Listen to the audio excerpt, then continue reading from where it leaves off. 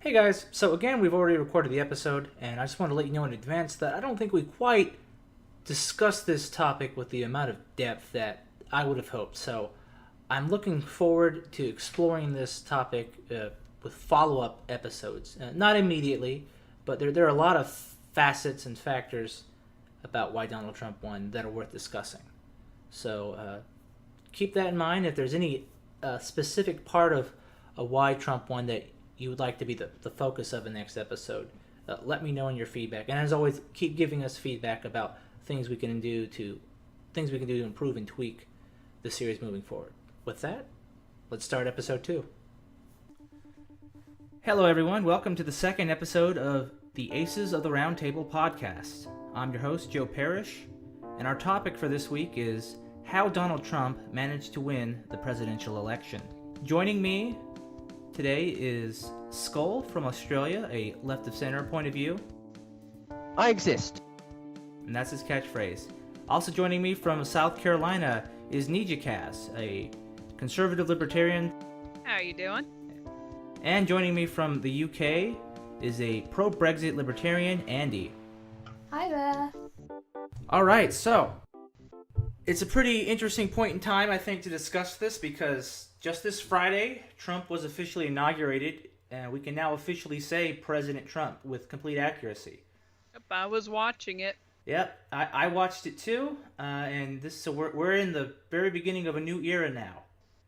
And To be honest, I didn't watch it. there's a lot of confusion still, or just surprise that this happened. A lot of people are still saying that it just doesn't feel real to see Donald Trump as our president standing at that podium with the seal of the White House directly below him and behind him. So what we want to get into is, as I said before, how did Donald Trump manage to do this? What was at work here that made this weird anti-establishment character who is at times very bold and brazen and even rude? What enabled this man to make it all the way to the White House while also losing the popular vote so dramatically? It's just this is no thing that can just go without any kind of analysis or explanation, I feel. So, Nijikaze, why don't we hear from you? What is it that you think enabled him to win? What was working in his favor? Well, I think a lot of it is those of us who are just really tired of the establishment because for decades and decades we've been voting these people in, whether they're Democrat or Republican, and nothing gets done. It's like nobody thinks of the rest of us. They're all just in it for themselves. But then Trump just came in with a fresh idea, especially one in which, a country could be run as a business because it would be a lot less biased there. He's going by merits. He's going by what the person can do and if they can do this job that he needs done. And I was really impressed during his speech. He only mentioned himself 3 times, but he always turned it back to the people and he said, you know what? It's you that's important. You're the one who runs this country. You're If I could boss. interject for a second, which speech was that?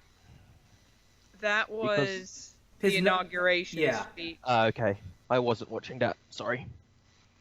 And I'll be honest, I was not for him at first. If you had told me a year ago I'd be voting for this guy, I would have laughed like crazy. But when I started to hear his policies and the way he would do it as compared to Hillary, I then just started to think, maybe he can. Okay, so at this point, a year ago exactly. So I believe the Iowa caucuses would have been starting right now. Votes would have started to have been cast at this point in time, and that far into it, you were not yet settled on Trump. No, I wasn't. I didn't take him seriously at all. Was it when he clinched the nomination that you began to? Well, not even that time. It was really during the debates that really Okay. got me there, So especially really against as Hillary. as late as October, huh? Yeah, Okay, I was interesting. late on. I wasn't even planning on voting because I thought, well, this is totally useless. But it just sparked some hope there when I saw him speak, and I thought, maybe And I should try this. and you think that whatever sort of what you went through to bring yourself to vote for Trump Yeah, was what is the same experience more or less that that was felt by his necessary voters that brought him over. I mean, obviously the Republicans were going to vote for him over Hillary, generally speaking, anyway. But there are a lot of people who you yourself are not a registered Republican. Um, a lot of people who are in between the two mainstream parties who need to be won over that way. You think that was sort of how it happened? yeah, I like to think of myself as very transparent. I just want to go for the person I believe can do the job, has the right idea, and the skill to do it. And I want to make my choice very, very carefully because Okay. I'm responsible for how I vote. Okay. Well, interesting. All right. So next, I want to hear from Skull. What is it that you think enabled Trump to make his way to the White House and claim the office of president? It's a bit unfair to say it was any one thing, because the thing is, the margin of victory was actually very close if you look at it, because it was these probably three states, which were Pennsylvania, Michigan, and Wisconsin. So if I had to pick one thing, it would be the Democrats just running the least inspiring campaign and ticket since 2000. Well, even before that, the warning signs were there. If you look at the Michigan primary, for the first time, the Republican Party actually won more votes in the primary. More Republicans turned up to vote in the primary than the Democrats. So the warning signs were definitely there. Yeah, and not just that, but in the primary, Hillary lost to Bernie in an upset. Yeah. So she lost Michigan in an upset twice. So you are right about that. But finish your thought. Yes. You know, the polls, everybody keeps saying the polls were wrong, but nationally, everybody was predicting that Hillary would win 48 to 44. Hillary won 48 to 46. That's a 2% margin of error, which is well within the margin of error of most polls. So, Yeah, the polls were very much accurate in terms of just the raw popular vote. A lot of people were saying, oh, the polls were lying, but if you look at the actual number of votes cast, it more or less squared out, and it's just it would be hard to believe that someone could have actually pulled off a win like that with polls in Hillary's favor like that. It doesn't generally happen. So I think it's interesting when people say that the polls were lying or that the polls were trying to mislead people. if I had to give a reason number one, it would be a terrible Democratic national campaign. Okay. But I'm sure there are so many other factors here. Oh, there are. All right, so moving on, Andy, what do you think it is that enabled Trump to win? And you could perhaps speak more generally, since you're from the UK and you were for Brexit. What enabled all of this to happen? Why did these things occur? These two upsets against the establishment in both the UK and the United States. I mean, just to quickly comment on the polls, though, it really depends where you're getting them from, because I don't know if it was CNN or a different news agent that was oversampling Democrats. I've seen people say that Trump has a 1% chance of winning or 20% chance of winning, but obviously in the actual vote it was much different than that.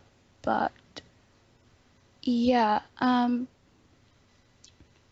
what made Trump win in general, I'd have to blame that on Hillary, because her whole campaign was based on bashing Trump and saying that she wants to be the first female president, which doesn't really do much for her. Being a female doesn't really add any skills to the presidency. So her bashing Trump all the time, constantly, is going to make more people interested in him and try and figure out what's going on.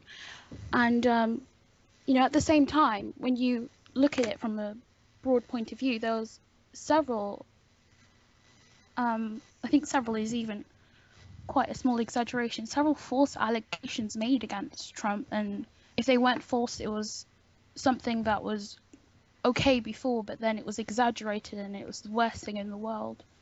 And What would some of those allegations be that were false? um, one of the false allegations was there was this rumor going around that Trump wanted to put badges on Muslims like how the Nazis did to the Jews.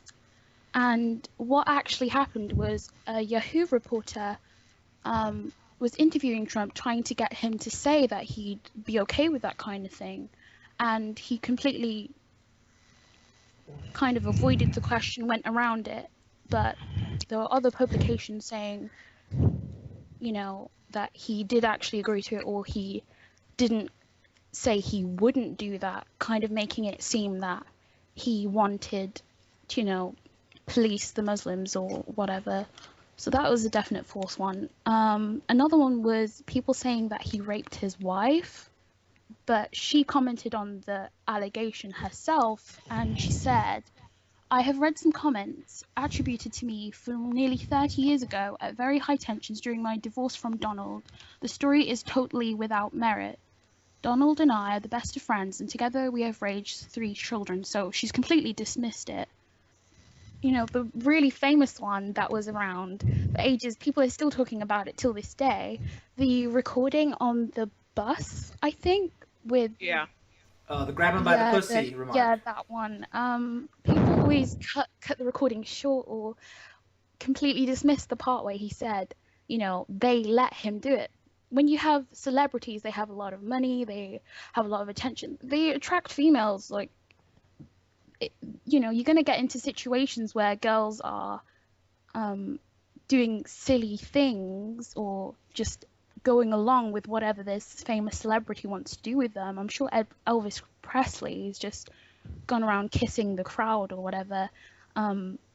Stars have had underwear thrown at them, so he's not really doing anything out of the ordinary. He's just, these girls are letting him do this thing and he's having fun with it, if you want to call it that. So that was totally taken out of context. People were saying that he sexually assaulted these women, but Elvis Presley didn't sexually assault all the girls that he kissed. It's just so many double standards everywhere.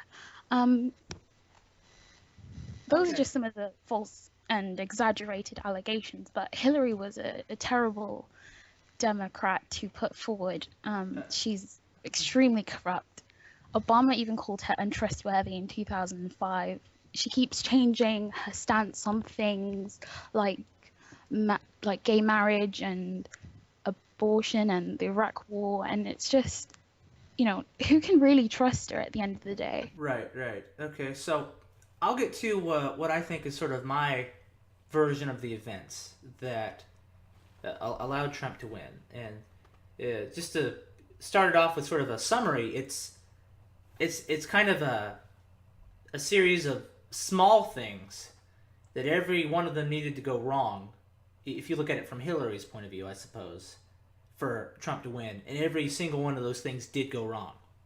They all added up into one big thing. And if it had just been one less of those things, Hillary would have managed to clinch the victory. So we've talked a lot about just the general frustration with the political establishment. And when you just compare the two, Hillary was the establishment candidate, Trump was the anti-establishment candidate. And he won a lot of votes purely based on that. Then there's also the fact that Hillary's messaging was poor.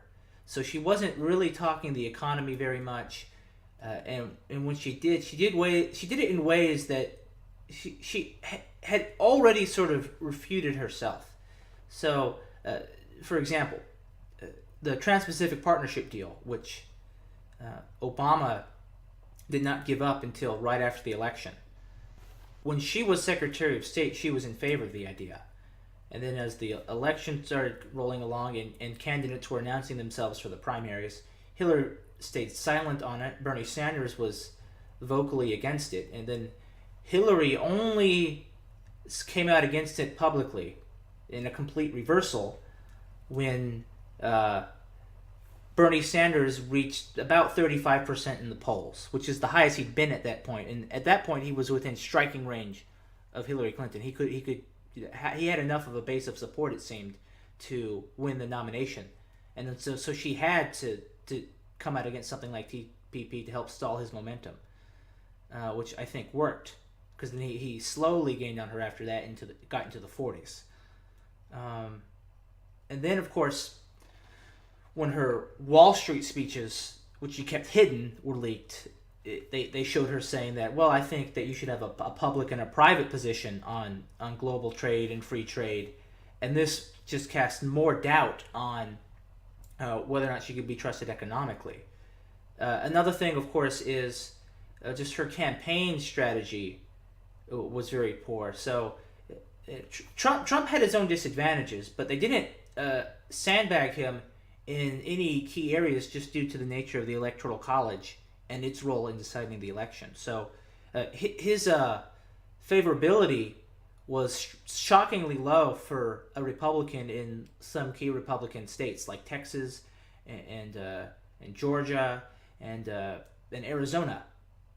And so states like Georgia and Arizona, it actually became, at least on paper, feasible for a Democrat to win. And Hillary got greedy, I think, and was campaigning in those states and trying to win them, trying to get those electoral votes, and maybe trying to hoping to flip Senate seats there. But what ended up happening is the Republicans carried those anyway. And meanwhile, Hillary ignored the Rust Belt states. The Rust Belt, of course, is Michigan, Pennsylvania, Ohio, and was it Wisconsin? It was Wisconsin. That was it. Those had traditionally been blue states before, and she just worked on this assumption that they would remain blue and go to the Democrats. But a lot of the economic messaging that Trump was pushing, the anti-free trade stuff, those states had been hit hardest by it. And Hillary had not given reliable indications that she would stop sending jobs overseas, and or oppose that in any significant manner, whereas Trump said he would. And just in general, the Rust Belt, it's called the Rust Belt for a reason. It's been in decline, and over time, the Democrats have really not kept up that side of their coalition. They allowed the jobs to disappear, and they didn't really do much to try and create new jobs. That was another thing that went wrong. Now, a lot of people talk, of course, about Russian hacking, but my stance on that is, whether it's the Wall Street transcripts or the DNC emails and stuff, is that stuff wouldn't have mattered if it weren't true. Like, if the Democrats and Hillary hadn't done these things, then it wouldn't have mattered, because, I mean, it's true. So what did Russia do? It told the truth. Now, maybe it knows things about Trump and other Republicans that it kept from us, so that we would prefer the Republicans over the Democrats. But the bottom line is, if the Democrats did just not have these own failings on their own part, it couldn't have been used against them. So ultimately, it is their fault. Even if the hacking was illegal and it should be investigated and prosecuted as necessary, this was a self-inflicted wound, I feel. And the same could be said for the emails. So, my view is that they picked a very flawed candidate. They ignored the anti-establishment outcry from the nation and paid the price for it. And they did not run an effective campaign to win a majority of electoral college seats. They ran a campaign to win a plurality of popular vote seats. But unfortunately, that's not what puts you in the White House. And I feel like we're seeing just how much that can really blow up in your face when, even with getting the smaller share of the votes, a party can capture the entire government. Mm-hmm. All right. So one thing I want to move on, and I feel like this is just common of anti-establishmentism in general, is just that the feeling that things aren't getting done. and that neither party cares or whatever. Now, I'm a Democrat. When I see things getting done, it's just because it's not so much because people don't want good things to happen, but it's because they disagree about what that good thing is, and they're afraid that the other thing is going to make things worse. So an example would be the fact that the ninth seat for the Supreme Court has been vacant for almost a full year now. The Republicans in Congress, well, in the Senate rather, since it's their decision, came out and said, hey, we're not going to even give a hearing to any of Obama's nominations because for some reason we think that we should let the next president decide. Even though Obama had another year left in office, they said that somehow it wouldn't be proper for him to exercise his power as president to nominate a Supreme Court justice. And we went without a ninth justice for a whole year and found it very hard to get majorities on decisions in some cases because of that. Now, say what you will about what the faults of the Democrats are, but I feel like the Republicans in that case could have at least given a hearing and picked the best of that lot that Obama had to offer as far as what they would want. I mean, he already tried to put forth a pretty moderate choice with Merrick Garland. Merrick Garland was by no means a very left-wing candidate. What do you feel about that? That's a case where the Republicans were deliberately gridlocking things and slowing things down, but didn't get punished for it. Instead, it seems they got rewarded. Nijikaze, what are your thoughts on that? Well, I don't know too much about the situation, but just in my view, the people that Obama has picked have just been detrimental, especially to a lot of basic rights, and have actually been breaking the law. Like, for example, the law for gay marriage should never have happened in the Supreme Court because they can't make laws there. So that's a 10th Amendment issue, and it just went completely unpunished when that should have been given directly to the states to take care of. And of course, this has happened in the past as well. But well, it's worth noting that the Supreme Court ruling happened because of support from the Republican side of the court. So I don't think you could completely say that this is something Obama made happen. Well, yeah, that's probably makes a lot of sense as well. But I guess it could also just be, the trust in Obama's choices. A lot of the Republicans were like, with all these other people he's picked, how can we trust this one possibly? I mean, some of those judges he picked were pretty out there. Like Elena Kagan. That's how you say her name, right? As far as I know. I think so. Yeah, I think so. Sotomayor. That they were all pretty out there people, so.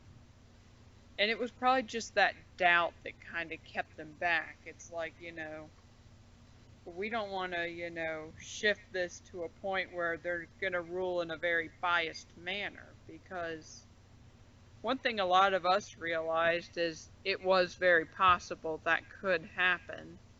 And it's sad to say, because when you're a judge, you are supposed to be impartial. You're not supposed to go by, your own beliefs. Their job is to interpret the law as it already is. And then say, okay, is this right? Is this wrong? And to just kind of settle it once and for all. Okay, so let's focus on just Obama's role in this, because obviously, being president the last two terms, he had some sort of impact on the decisions of the voters who came to decide the next president this past election. Now, it'd be interesting it feels a bit weird in some ways to say that Obama might be at fault for whatever image he might have put out for the Democratic Party, because as we wound down to the end of the election and ever since then, Obama's approval ratings have risen into the positive. And going out of office, he had higher approval ratings than Trump had going in. In fact, Trump's approval ratings are a smaller percentage than the percentage of the vote he got nationally. and if you count the popular vote. So how much of this was, you think, Obama's fault? Let's hear from you, Skull. Do you think he made some mistakes that sabotaged his own party? I'd have to ask you to elaborate further on that because I don't feel quite knowledgeable enough on this issue right now. Just without specific. any policy decisions that he might have made that would have been off-putting, because he sort of came in as sort of an anti-establishment candidate of his own, right? He was the new guy, a freshman senator. He was young. He wasn't as incubated in Washington like Hillary was back in 2008, and so he sort of won on that. He had that positivity with him, and it got him reelected in 2012. Did he use that up? Did he let people down after a full 8 years, or were there things that were just out of his control? Did the ACA, for example, discourage too many voters? Absolutely, with the ACA, since I believe originally he intended to propose something similar to universal healthcare, but I believe it was actually the Congressional Blue Dog Democrats, that sort of blocked that, and he just rolled with it. Don't let perfect be the enemy of good. Okay. What about you, Nijikaze? Is there anything that Obama did that you think hurt the Democrats over the last 4 to 8 years? Yeah, one of the biggest is that he has completely ignored the Constitution, and it just caused a huge embarrassment because... Well, what ways has he ignored the Constitution? What? Well, for example, the National Defense Authorization Act. He has signed this into law despite even at one point saying this is completely unconstitutional. Now, what's really alarming in that law is that anyone can be detained for any reason, no trial, you don't get to inform anyone, you just get taken away and never seen again. And that's pretty scary if you think about it. I mean, Okay. That's dictatorial power right there. And let's not forget the time he said, I've got a phone, I've got a pen, and he would bypass Congress, which, that's unconstitutional as well. Like when declaring war and, sending in the drones and all. And this just caused a huge embarrassment for the Democrats and really made the Republicans look good because, they were constantly calling this out. Okay. Interesting thoughts, Nijikaze. Next thing I want to ask is, we'll start with Andy on this one.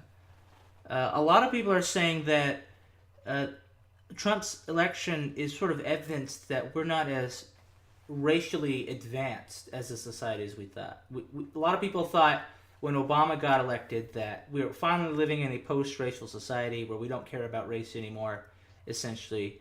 And a lot of people see Trump's election as sort of a response by white Americans that, yes, in fact, we do live in a somewhat racial society where race matters.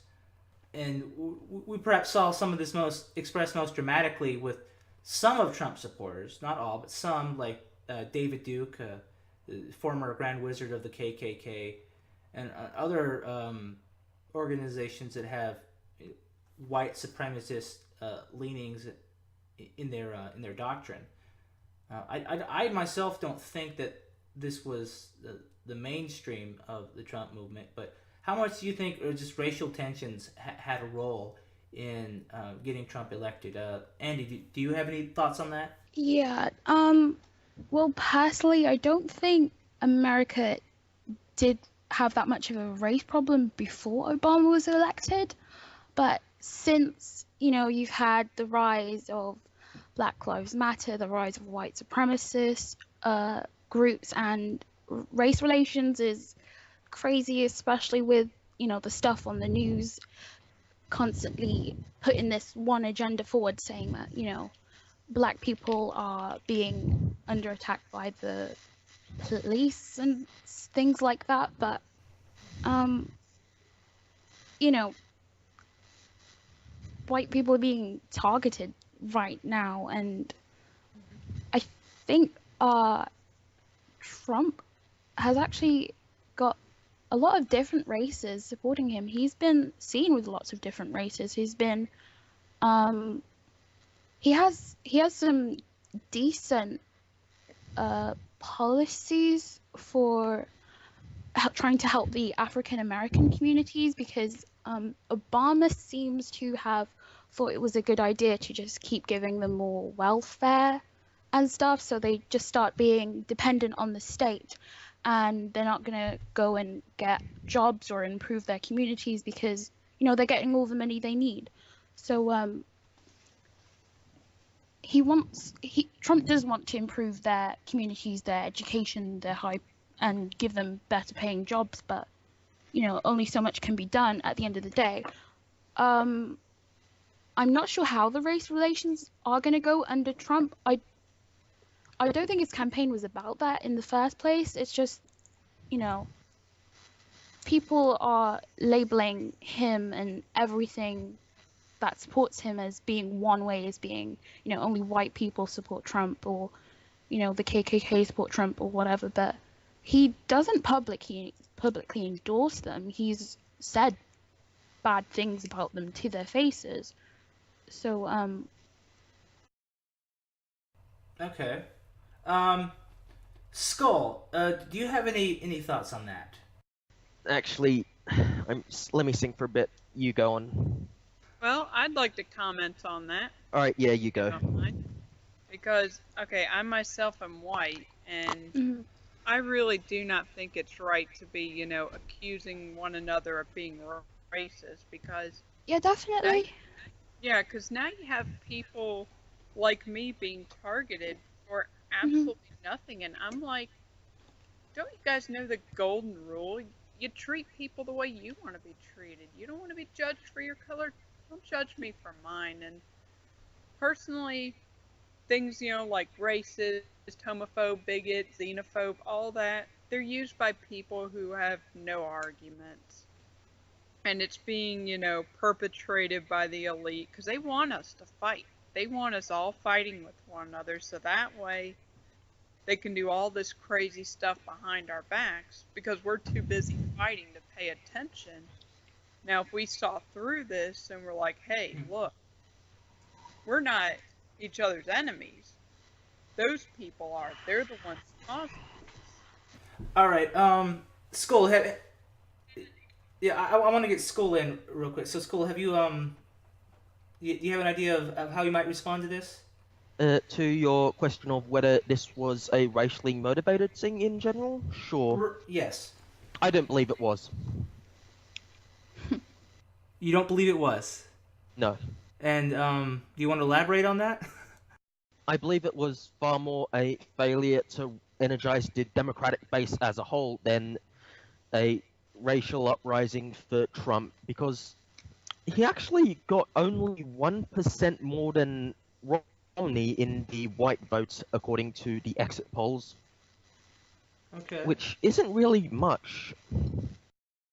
Okay, that's true. That's I it's think not it was more than And that. in fact, the exit polls also say that there were quite big swings by the other racial groups, Black, Hispanic, and Latino, even 10% from Asian to from Obama in 2012 to Trump, actually. So Mhm. Hillary got 11% less of the Asian votes. Right. Some of that might be due to the fact that it was just overall less turnout, and when there's lower national turnout, generally speaking, that means less poor people voted, more wealthy people voted, and people of higher wealth categories tend to vote Republican. So, um, the blacks, the Latinos who did turn out to vote, for example, this year, were probably the wealthier ones who were already Republicans. That might be an explanation. But I want to respond to something that Nijikaze said as we come to a close here. She talked about how she doesn't like that it's people essentially accusing other people of being racist or bigoted, and that this wasn't a racial cause. There wasn't a racial cause to Trump's victory, and that in fact what the elite want is for the people down low to squabble over petty differences like race, so that they can pull a fast one on us. And I happen to agree with that. However, maybe one area where we might disagree is that I think this is much more likely to be done by wealthy Republicans and conservatives. So just for an example, and this is sort of going to what Andy said as well, the concern about of putting racial minorities on welfare to keep them dependent on the state. I feel like that's sort of an overblown concern. Wait, what? Andy said in her response that there's concern about Obama and perhaps Democrats generally using welfare to make racial minorities dependent on the state. But when you look at a lot of other figures, there's some things that are worth considering. Just the fact that the child malnourishment is so high in the United States. I believe there are a lot of figures that estimate around 20% of children growing up in the United States are malnourished. Okay, and a greater share of these relative to the overall population distribution are going to be racial minorities.